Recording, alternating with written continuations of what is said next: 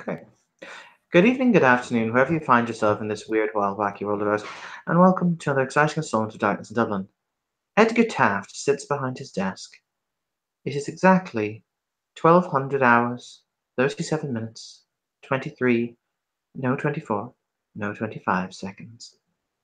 Everything is as it should be as he piles over the paperwork that has allotted itself on his desk, mostly mundane requisition forms from various different individuals who need to be sent various different items and liquid assets. One would say it is almost exactly as planned. It is a good day.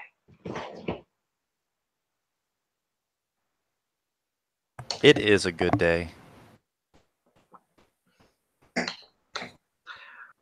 Very, very interestingly, you will see the technocracy has a system whereby if they wish to send you a memo, essentially there will be a memo will simply ping like a piece of paper from your desk, essentially from a little almost as if it's a receipt being printed.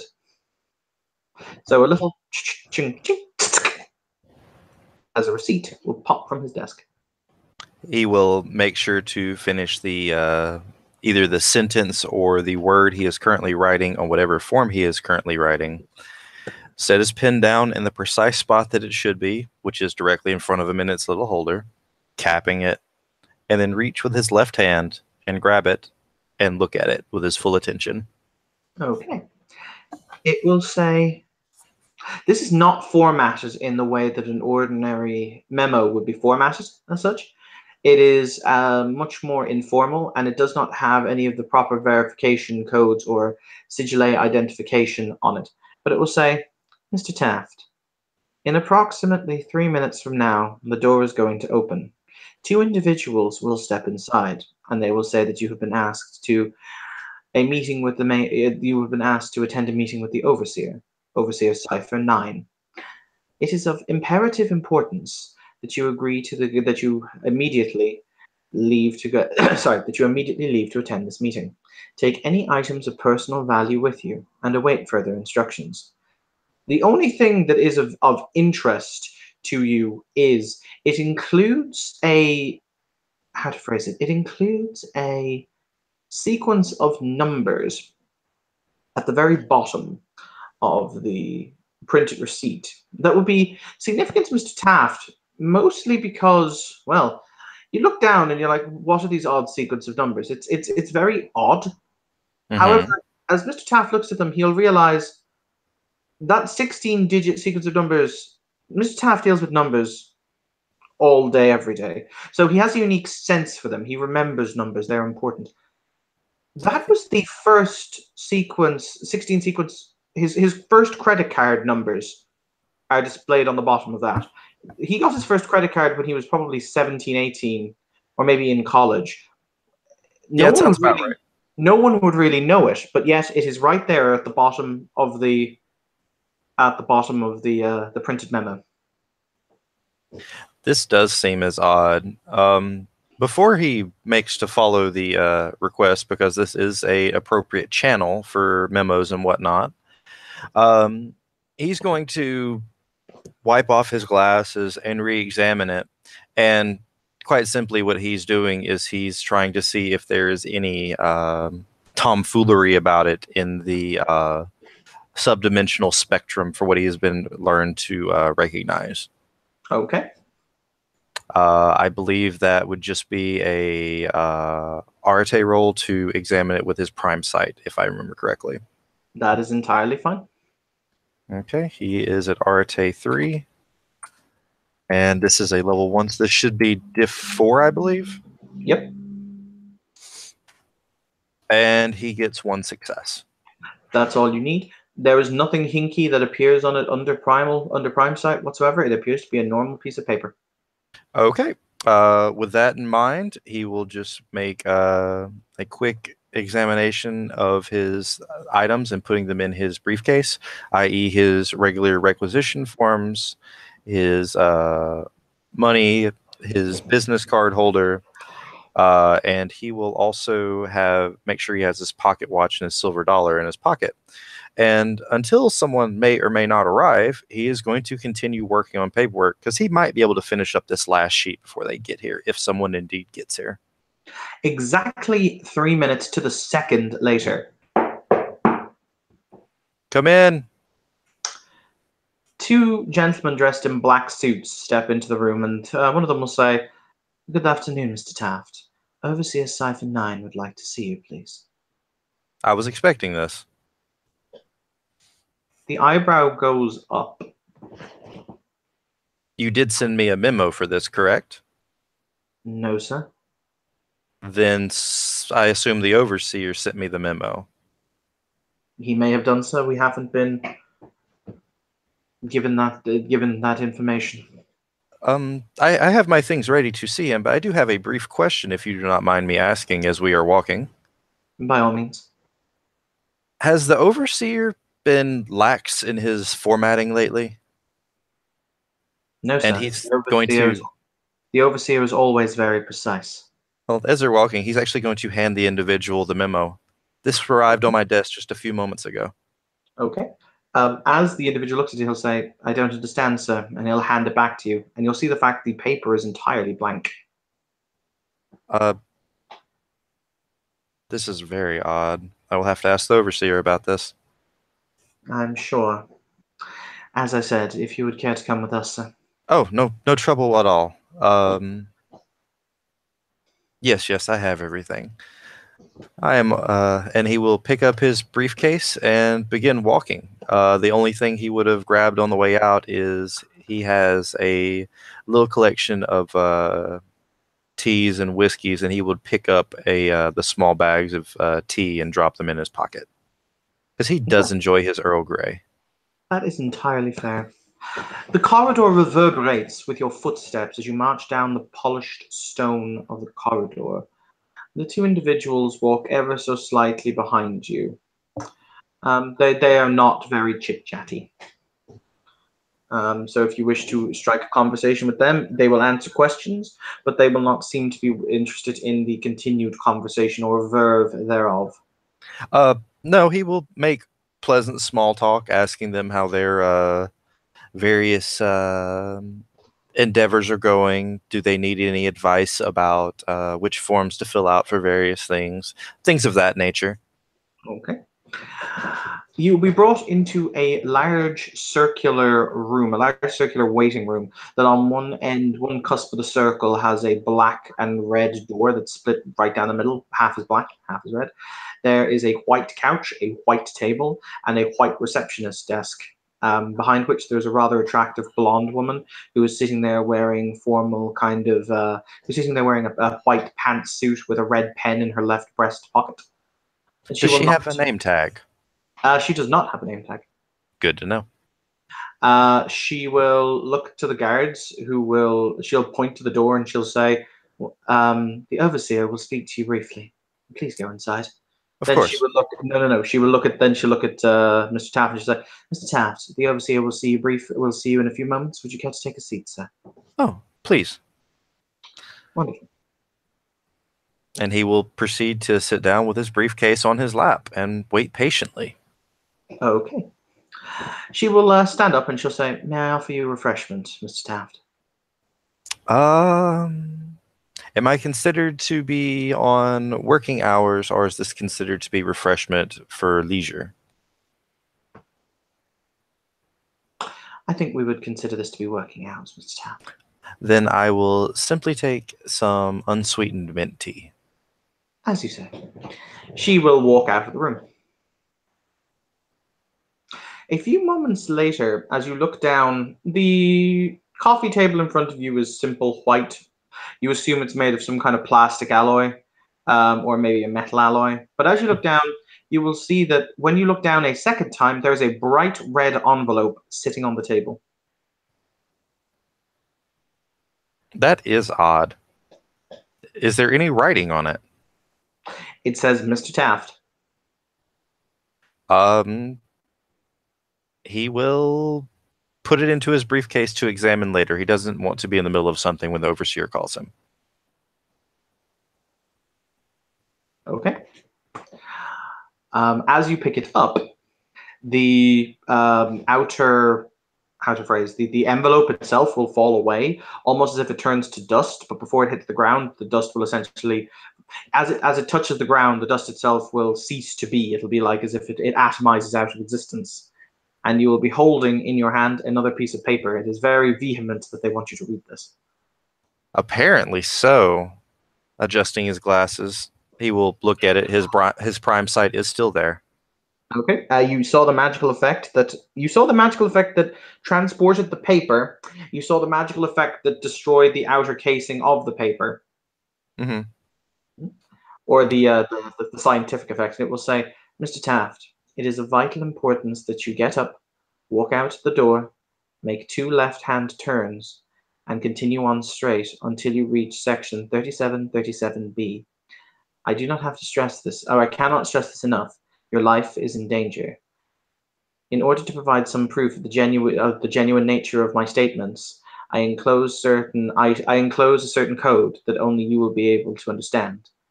Until then, I remain yours, simply a friend.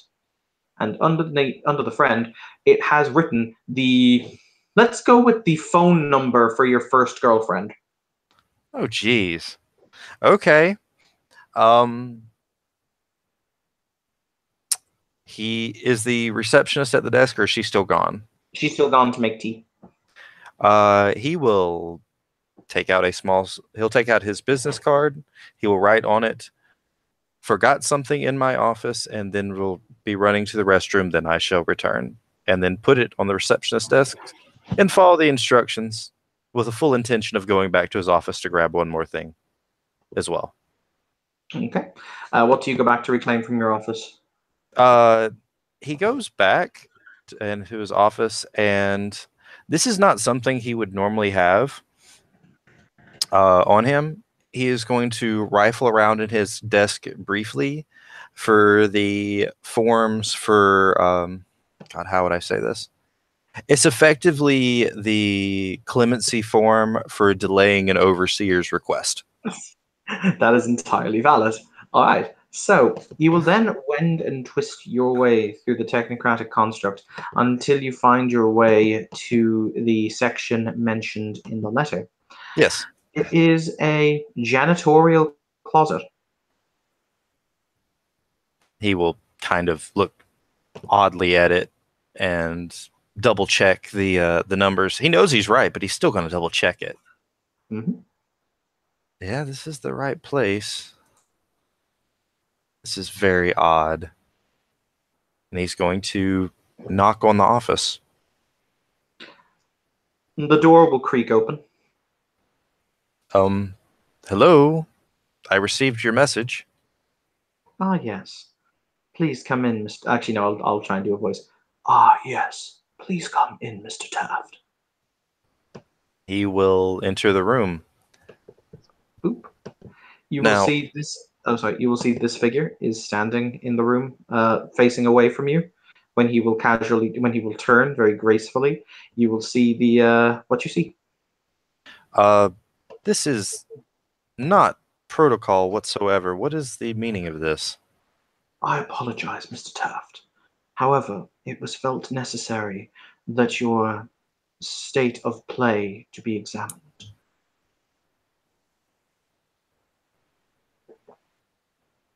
You realize I'm going to have to fill out several items of paperwork for the delay that I'm giving the overseer.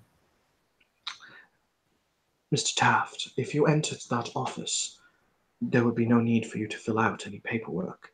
You would not be leaving the office. Whatever do you mean? He will extend his hand, in which there are several copies. You can clearly tell they're copies of documents. Mm-hmm. He will take them and quickly scan over them. These are dated 2 months ago, 3 months ago, 4 months ago, and 6 months ago, respectively. Okay. These are requisition forms and transfer forms for incredibly sensitive technology that is actually, technically speaking, above your pay grade to be able to transfer. However, they all categorically bear not only your signature, but they also bear your security code and your DNA clearance code. Do I remember filling these out? Categorically not. I didn't fill these out. Yes, Mr. Taft, you did. No, I did not. There was an error. I think that you will see from the formation of the files and the codes required that an error is impossible. Your memory, on the other hand, can in fact possess errors.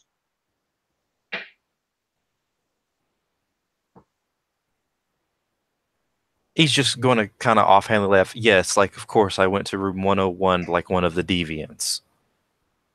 No, Mr. Taft. As a matter of fact, he will hold out another piece of paper. What is it? It is a letter written in your own handwriting. He's just going to kind of smirk it and go, okay, what is this? And look at it. I would recommend reading it, Mr. Taft. He will do so. Very well. It will say, in all honesty, I don't expect you to believe me. I will completely understand and submit myself to the judgment of my peers in time. However, having learned what I know now, it is impossible and unfeasible for any conscious thinking individual to do anything but what I have done. I wholeheartedly and conscientiously believe in the Union's endeavor to improve mankind. I wholeheartedly believe in mankind's endeavor to ascend to a higher to ascend to all that it can be.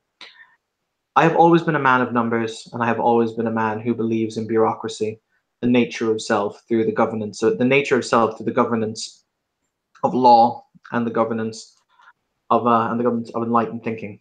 However, what I have seen is truly monstrous. I write this letter in an attempt to convince you, myself, as it were, that what you have done for a greater purpose, and that all will become clear in time. It was I who provided the codes that you have seen in order to try and garner the trust of you to the individual with whom you now speak, who has aided me in my realization of the facts as they present themselves now. Do not be afraid, and I emphasize this. You have done what is right. However, the Union as it exists currently has become monstrous, more monstrous than I ever thought was possible. All will be explained to you in due time. I emphasize this. Please do not panic. Signed, Edgar Taft. Date it, and then it also has the dates of your mother's birth and death, the dates of your father's birth and death, and what other number would ring very, very true to Mr. Taft? Probably his anniversary. Yes, let's put down your anniversary. He's going to hold the letter down and just kind of growl out to this individual, who are you? Needless to say, in this particular situation, Mr. Taft, I'm your guardian angel. You have enabled certain facilities and certain, no, not facilities, you have enabled certain individuals in order to launch needed movements so that they can how to phrase, right a terrible wrong. For the meantime, you can simply call me Whistler if you would like. Whistler. Taft is visibly displeased. I mean, like, he is disgruntled at the moment. He is not an incredibly happy individual. I love how you've got pictures for all of his emotional states. The joys of having someone who was an actor on a TV show. But he's just going to look at him and I'm trying to remember.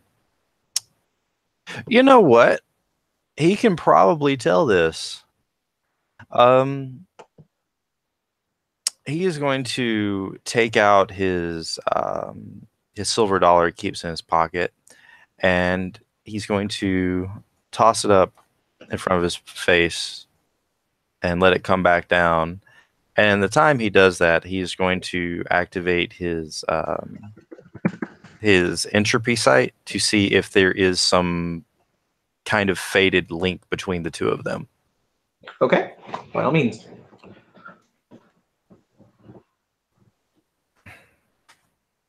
That is indeed one success.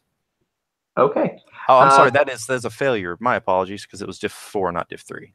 yep, That's a you can failure. roll. Oh, sure. Mhm. That is a single success. I recommend continuing the casting. So roll again and just add +1 to the difficulty, so you can have it up for this. So you can have it up for longer than just a blink. Sure. That is 2 additional successes. Okay. Your entropy site. It's interesting. You can now perceive the strands of fate. Um, if Mr. Taft had walked the road that he was going to walk before being interrupted, Mr. Taft would have ended. That's something at least. There would have been an end to Mr. Taft. He would not his fate would have couldn't cut at that moment. However, you do indeed have an incredible tie of fate to this individual, almost as if he had saved your life. Okay, that at least I can understand. He is going to look at the individual, tell him, let's say I do believe this and humor this. Let's say I do give this a iota of confidence. What would the next thing be to do? Because if I disobey the overseer without very good reason, or at least have another overseer speaking for me, as me being reassigned, perhaps, let's just say that the guild is not very fond of people disobeying direct orders. I understand, Mr. Taft. In that mind and in that vein, you are indeed being transferred. I have your transfer papers right here. Oh, and despite the fact that this is very odd, he's going to look at the transfer papers and he is going to examine these with a fine tooth fucking comb. They are utterly immaculate. You are being transferred to Special Divisions Team 3, Dublin, Ireland.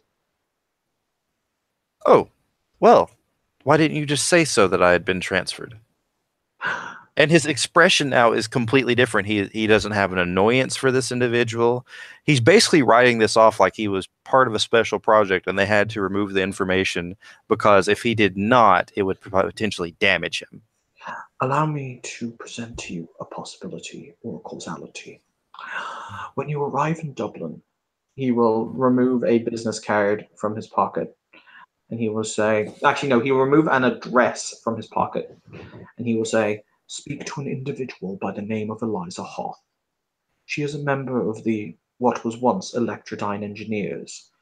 Speak to her about Project Morpheus. You will come to understand.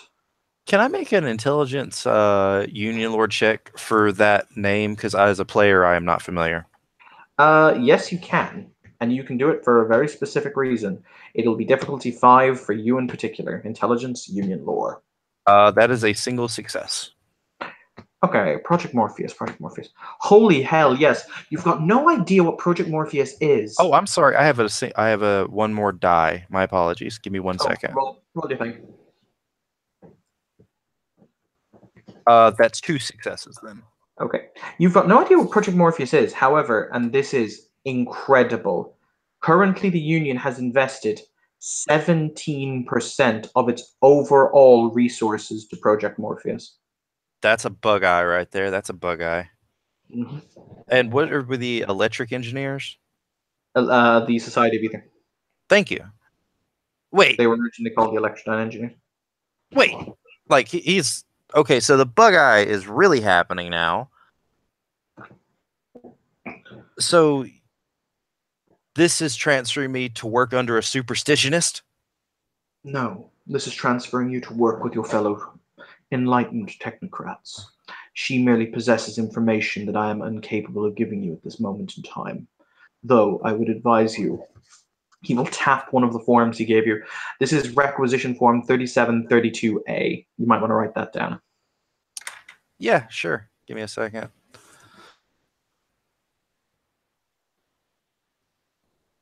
Which form did you say? 3732A. Okay. It is a requisition form for an ephemeral interthetic tether is what it's called. You've got no idea what that is, but you requisitioned it. Uh, you might be wrong about that. He might know what that is. Okay. I doubt it. But you know what? If it's a requisition form for that and it is an item of the union, can I try to make a roll for that, say, and especially as part of Project Morpheus, say at diff 9 or something? Yeah, you can do that for union lore. Yeah.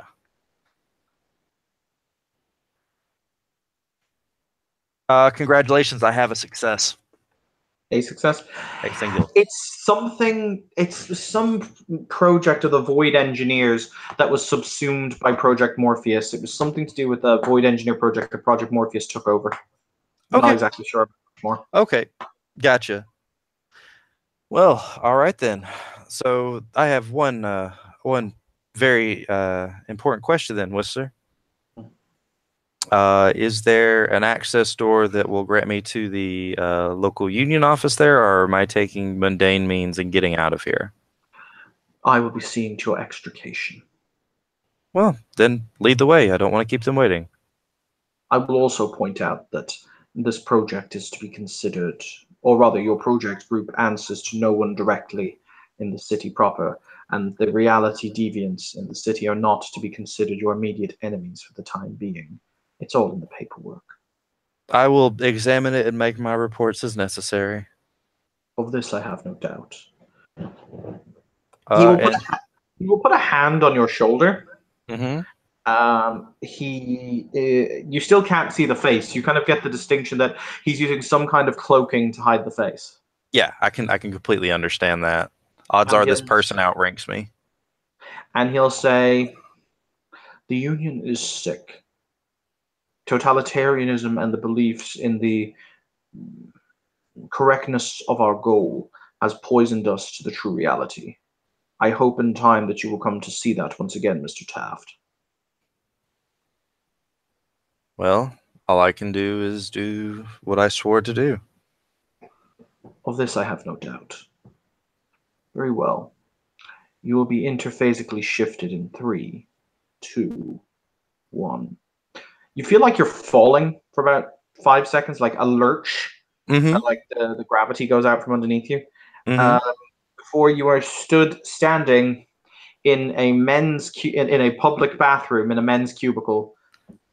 And at this point, I have to make a stamina check. Okay. I get a single success, so I probably contain the vomit that is within my gullet from the sudden shift, because this probably was not a phase shift that was designed for comfort. No, no. Mm, hate that.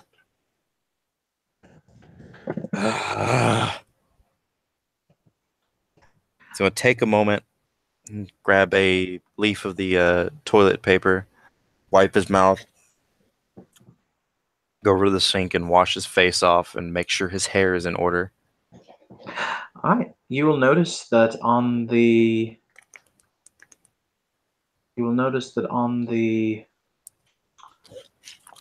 written addresses that he gave you the address for a nightclub or a social club called Agrabah Nights, which is listed. Its address is listed.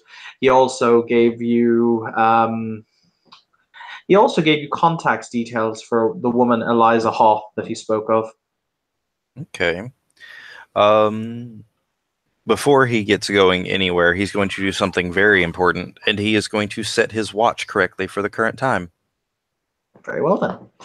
Your watch is now set to 7:46 in the evening. All that lost time, I'm going to have to work twice as hard to fix that. Oh All well. right. And with that, kids, we will bring our scene to a close. Thank you, player, for playing. Thank you, watchers, for watching. This has been another scene in Darkness and Dublin.